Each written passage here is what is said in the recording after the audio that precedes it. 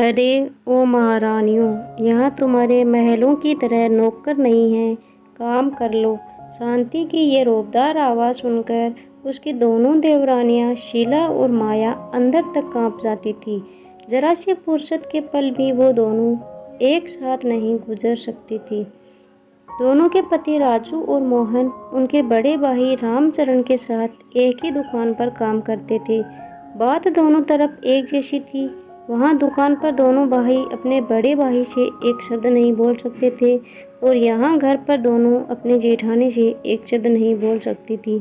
सास को तो दोनों ने देखा ही नहीं था और जेठानी केवल नाम की ही शांति थी। दोनों भाइयों का रामचरण के आदेश पर दुकान के काम में लगे रहना और घर में शांति के आदेश पर शीला और माया का घर के काम में लगे रहना अब आदत बन चुकी थी। हालांकि राजू और शीला की शादी को अभी 1 साल और मोहन और माया की शादी को सिर्फ 8 महीने ही हुए थे। दोनों देवरानियों देर रात को जब घर के काम से निपटती तो अपने हारे थके पतियों से कोई शिकायत नहीं कर पाती थी, लेकिन पतियों को सब पता था पर वो व्यवस्था से कुछ न कह पाते। दोनों भाई सब कुछ जानते और समझते थे पर कुछ कह नहीं पाते थे। माँ बाप के मरने के बाद भाभी ने बड़े भाई को ऐसा काबू में किया कि वो तो ना कुछ देखते थे और ना ही कुछ बोलते थे। घर में सिर्फ शांति भाभी का ही राज था। बड़े भाई के 2 बच्चे थे, एक लड़का और एक लड़की। दोनों भाई अपने उन भतीजे और भतीजी पर जान छिड़कते थे पर भाभी ने कभी अपने देवरों को नौकर से ज़्यादा कुछ नहीं समझा। हर बात में 2 बात करना भाभी की अब आदत बन गई। दोनों के दिल में भाभी की वैसे तो हर बात चुभती थी पर एक बात आज भी उनके दिल में नस्तर की तरह चुभी हुई थी जो उनकी शादी से पहले हुई थी। हुआ यूं कि एक दिन तीनों भाई एक साथ खाना खाने बैठे। भाभी ने पहले बड़े भाई को खूब देसी घी में चुपड़ चुपड़ कर रोटियां खिलाई और अब राजू और मोहन खाना खाने बैठे तो देसी घी का डिब्बा एक तरफ रख दिया और डालडा से रोटी चुपड़ चुपड़ कर दोनों भाइयों को खिलाने लगी। ये देखकर राजू ने हिम्मत करके भाभी से कहा, भाभी हमको भी देसी घी से चुपड़ कर रोटी दो ना। बड़े भाई को भी तो आप देसी घी में रोटी देती हो। इतना सुनते ही शांति भड़क गई और बेलन नचा नचा कर बोली, हाँ तुम्हारा बाप बहुत जायदाद छोड़ गया है और तुमने बड़े महल खड़े कर दिए जो तुमको भी देसी घी की चुपड़ी हुई रोटियां चाहिए। पर भाभी बाप तो हम सभी भाइयों का एक ही था और अब बड़े भाई ही हमारे पिता हैं, तो आप ये 2 बात क्यों करती हैं? राजू ने भरे हुए गले से कहा।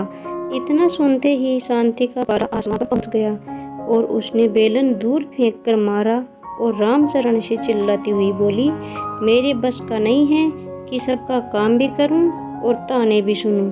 पत्नी को क्रोध में देखकर रामचरण की तो जैसे जान ही निकल गई। अपने ही दोनों भाइयों को बुरा भला कहकर अपनी पत्नी को मनाया। इस सब के बीच अपने भाइयों को ये देखने का भी ख्याल भी रामचरण के मन में नहीं आया। उस दिन दोनों भाई भूखे ही सो गए। पर समय बीता और राजू मोहन दोनों की शादी हो गई, लेकिन हालात तस के तस थी। भाई अपने दोनों भाइयों को इसलिए घर से नहीं निकालता था कि इनसे अच्छे नौकर उसको कहाँ मिलेंगे और भाभी को अब 2 अच्छी नौकरानियाँ भी मिल गई थी। पर कहते हैं कि समय एक सा कभी नहीं रहता। समय बीतता गया और राजू और मोहन के भी बच्चे हुए।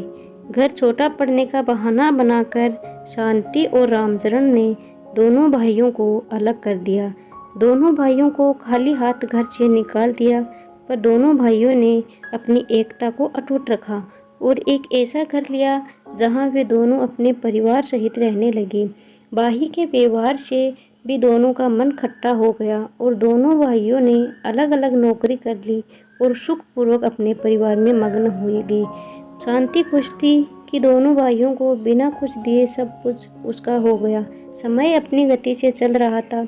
एक दिन रामचरण और शांति के बेटे का भी ब्याह हो गया। शांति बड़े अरमानों से अपने बेटे के लिए बहू लेकर आई थी। शादी में बड़े भाई ने अपनी पत्नी प्रेम के चलते अपने दोनों छोटे भाई को न्योता नहीं दिया था। इधर राजू और मोहन ने अपने भाई भाभी से रिश्ता तो नहीं तोड़ा था, पर वो रिश्ता अब ऐसा था जैसे कि बिना खुशबू के फूल। लेकिन अपने किए कर्म सामने जरूर आते हैं और ये शांति को जल्द ही पता लगने वाला था। समय ने करवट ली। रामचरण अब बीमार रहने लगा था और ज़्यादातर घर पर ही रहता था। दुकान अब बेटे ने संभाल ली थी। एक दिन बेटा खाना खा रहा था और बहू बड़े प्यार से खूब घी चुपड़ चुपड़ कर अपने पति को रोटियां खिला रही थी। शांति रामचरण के पास बैठी हुई ये सब देख रही थी। बेटे ने खाना खाने के बाद रामचरण खाना खा रहा था और शांति उसके साथ ही बैठी हुई थी। बहू रोटियां बनाकर रामचरण की थाली में रखती जा रही थी। रोटियां ना मात्र की चुपड़ी हुई और जली जली सी बन रही थी।